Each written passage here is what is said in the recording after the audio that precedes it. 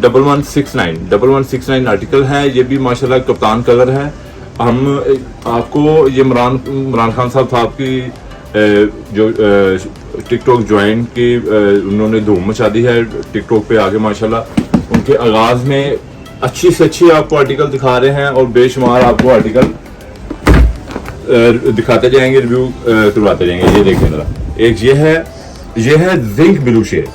ये natural fresh navy blue shade नहीं है, ये नेचुरल जिंक ब्लू शेड है। और ये हल्का सा इसमें सेम टेक्सचर है, जो इसे हम क्रॉस लाइनिंग भी बोलते हैं, ठीक है, क्रॉस रोड लाइनिंग भी इसमें बोलते हैं। और ये इसमें है सेल्फ टेक्सचर बड़ा जबरदस्त, सेम पहना हुआ, ये ओवर नहीं लगता है। मैं आपको ये देखें, ये देखें, ये ग्रेस का आर्टिकल है और है भी ओरिजिनल ग्रे।